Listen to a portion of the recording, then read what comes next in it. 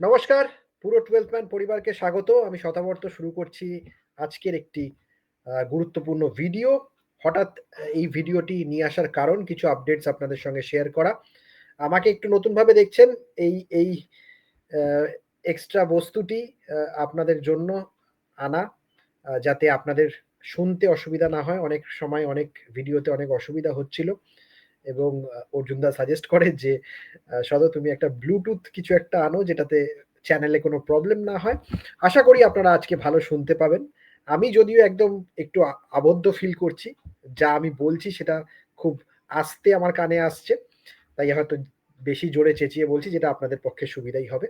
তো আজকে ভিডিও আনার উদ্দেশ্য ইস্ট বেঙ্গলের সুপার সেমির সুপার পরিকল্পনা আপনাদের সঙ্গে শেয়ার করার জন্য।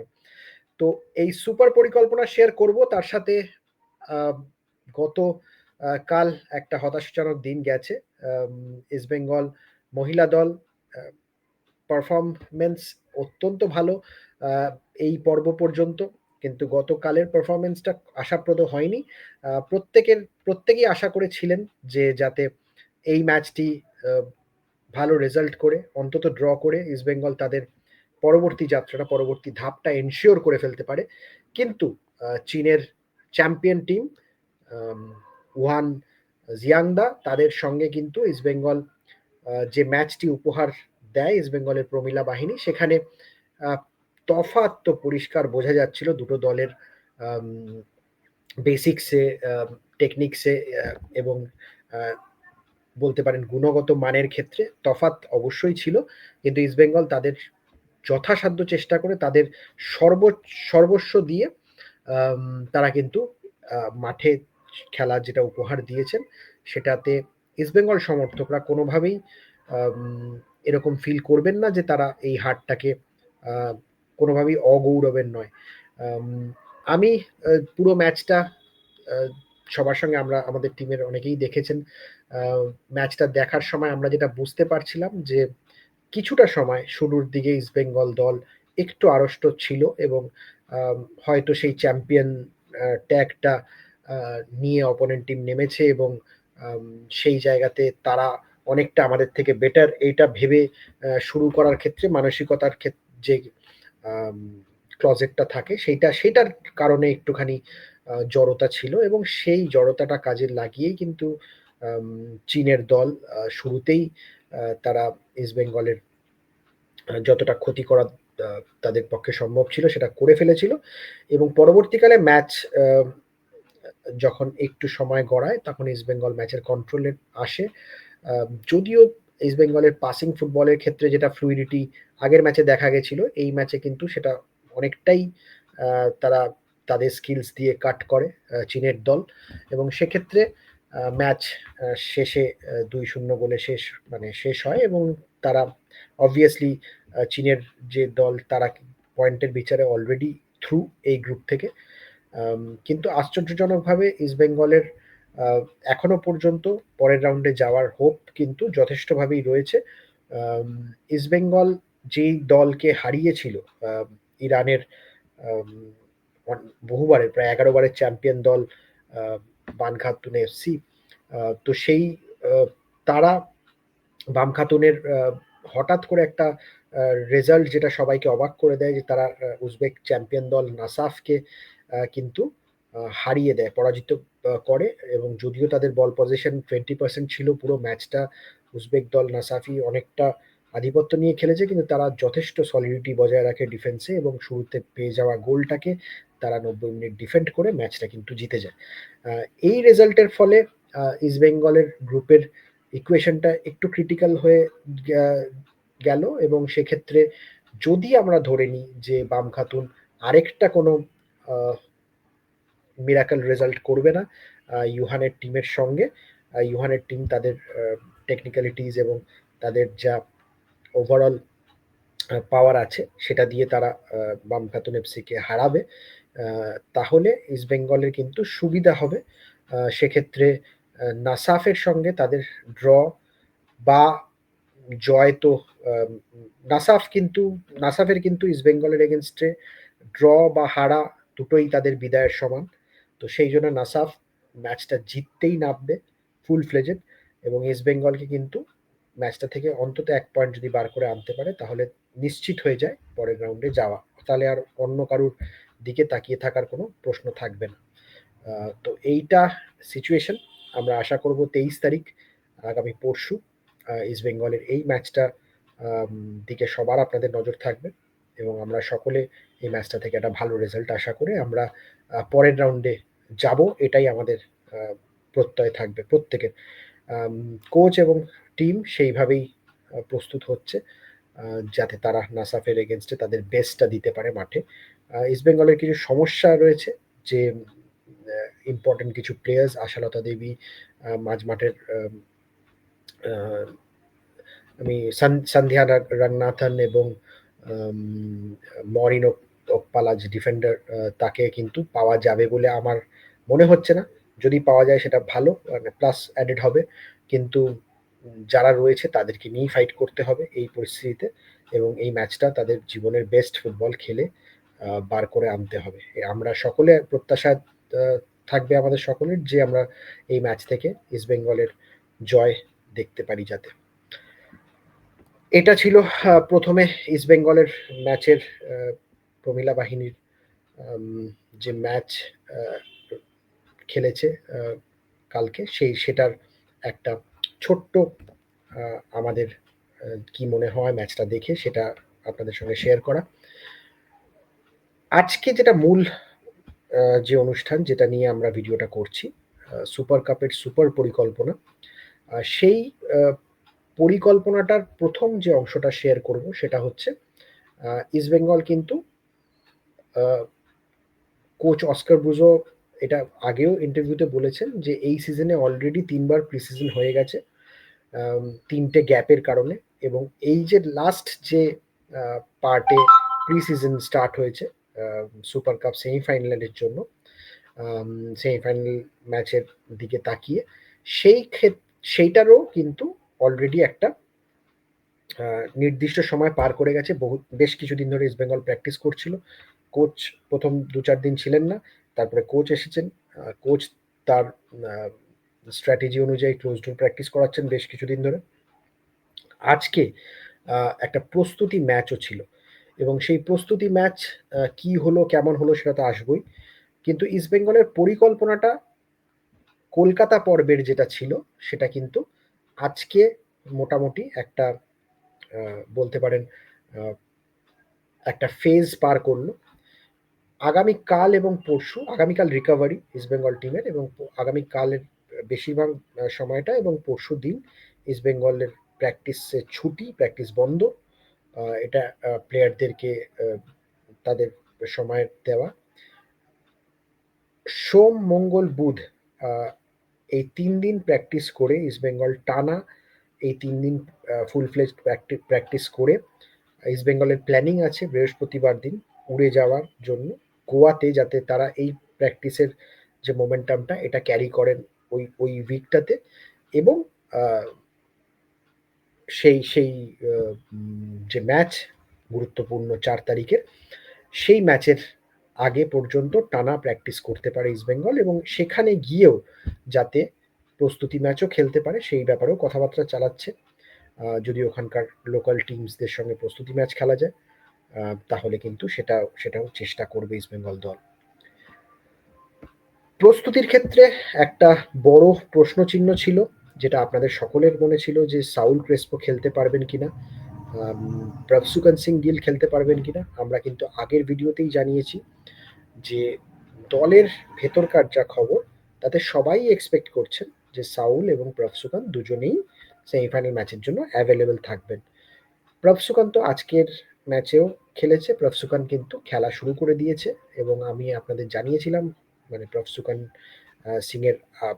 সিং গিলের আপডেট, যে ও নিজেই মনে করে যে ও আর 4-5 দিনের মধ্যে ফুল ফিট হয়ে যাবে, এবং ওর যে একটু উইকনেস বা যে পোস্ট ভাইরাল যে বলতে পারেন উইকনেস থাকে সেটা কেটে যাবে।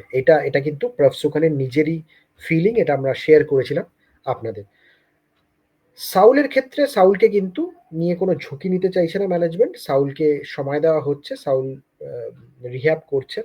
আজকের ম্যাচে সাউলকে ইউজ করা হয়নি আম স্বাভাবিক কারণে, এবং সেই জায়গায় আজকের ম্যাচটার গুরুত্বটা কিন্তু আ ২ তরফের টিমের জন্যই ছিল। এটা আপনারা জানেন যে east Bengal Sikkim governors gold কাপের জন্য তারা খেলতে যাচ্ছে এবং তারা কোয়ার্টার ফাইনাল স্টেজ থেকে সরাসরি পার্টিসিপেট করবে।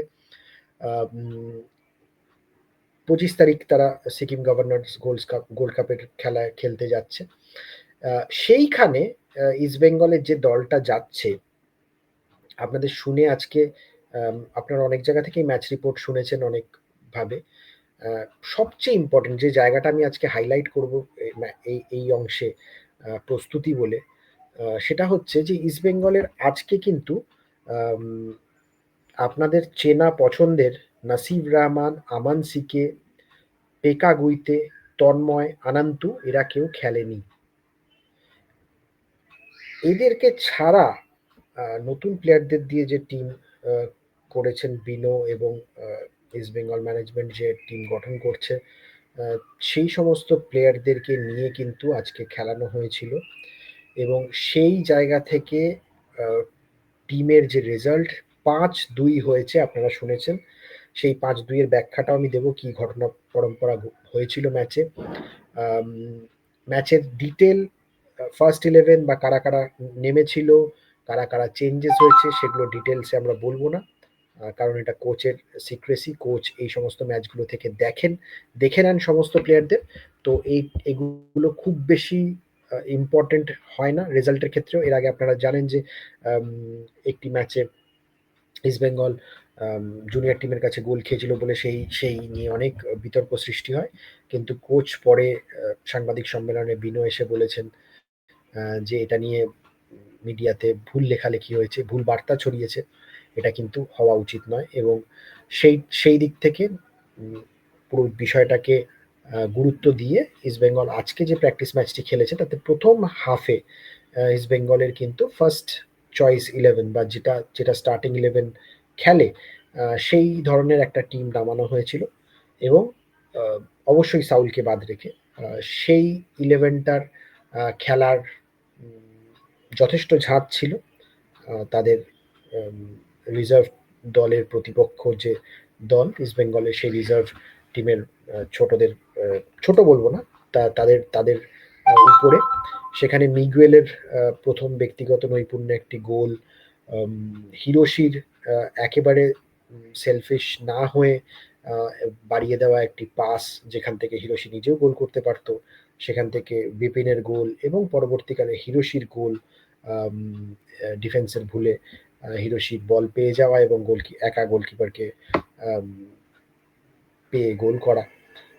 এই হাফ টাইমে ৩ গোল ইস্ট বেঙ্গলের হয়, এবং পরবর্তীকালে একদম শেষ প্রান্তে আম গোল করেন শ্যামল বেশরা ইস্ট বেঙ্গলের রিজার্ভ টিমের হয়ে, এবং সেকেন্ড হাফে পুরো ইস্ট বেঙ্গল টিমটাকেই কিন্তু কোচ বদলে দেন, এবং সমস্ত প্লেয়াররা যাতে সুযোগ পায় দেখে নিতে পারেন কোচ, সেটাই করা হয়। ২ জন প্লেয়ারকে বাদ রেখে পুরো ইস্ট বেঙ্গল টিম কিন্তু বদলে যায়, এবং সেইখানেও হামিদের একক কৃতিত্বে একটি গোল সেই হাফে, এবং হামিদের আরেকটি গোল, মানে ২ টি গোল হামিদ করেন। আম এবং শেষ বেলায় একটা ফ্রি কিকের রিবাউন্ড থেকে একটা গোল কিন্তু যিনি করেন তাকে নিয়ে আপনাদের অনেক আশা, আমাদেরও অনেক আশা। সেই দেবজিৎ ACL ইনজুরির পরে ফিরে এসে প্র্যাকটিস করে আজকে কিন্তু ১ম আম বলতে পারেন খবরের খবরের শিরোনামে, অনেক মিডিয়ার খবরের শিরোনামে রয়েছে, কারণ রিজার্ভ টিমের হয়ে প্র্যাকটিস ম্যাচে দেবজিৎ গোল করেছে। তো এই ওভারঅল প্রস্তুতি ম্যাচের বর্ণনা। ইস্ট বেঙ্গল গোয়াতে যাচ্ছে সম্ভবত ২৭ তারিখ, সেটা আপনাদের আমরা জানালাম, এবং সেইখানে গিয়েও প্র্যাকটিস ম্যাচ তারা খেলবে। এই ওভারঅল আপডেট আজকের এবং কালকে, পরশু ছুটির পরে ইস্ট বেঙ্গল কিন্তু সোম, মঙ্গল, বুধ ৩ দিন প্র্যাকটিস করে সরাসরি বৃহস্পতিবার চলে যাওয়ার প্ল্যানিং করছে। এটাই ছিল ইস্ট বেঙ্গলের সুপার কাপের পরিকল্পনার পুরো নির্যাস। এ বাদে একটা ছোট্ট বিষয় আপনাদের সঙ্গে শেয়ার করব, যেটা ভারতীয় ফুটবল নিয়ে খুব ইম্পর্ট্যান্ট একটা জায়গা।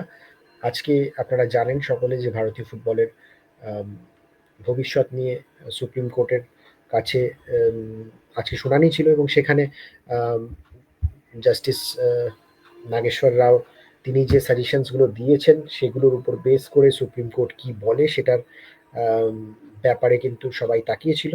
কিন্তু সেখানে উম অনেক পক্ষ তো ওখানে উপস্থিত ছিলেন। সেখানে আম ভারত সরকারের পক্ষে, মানে ক্রীড়া মন্ত্রকের পক্ষ থেকে সুপ্রিম কোর্টকে জানানো হয় যে, যেহেতু একটা জিনিস আপনারা পুরো বিষয়টা যতদিন ধরে ফলো করছেন আপনারা দেখবেন যে সুপ্রিম কোর্ট কিন্তু নিজের থেকে কিছু চাপিয়ে দিতে চায়নি। সুপ্রিম কোর্ট আম আ কনস্টিটিউশনটা ড্রাফট করতে বলেছে। সুপ্রিম কোর্ট বলেছে তোমরা টেন্ডার প্রসেস করো, তোমরাই টেন্ডার ডাকো, তোমরা এইভাবে এর সাহায্য নাও।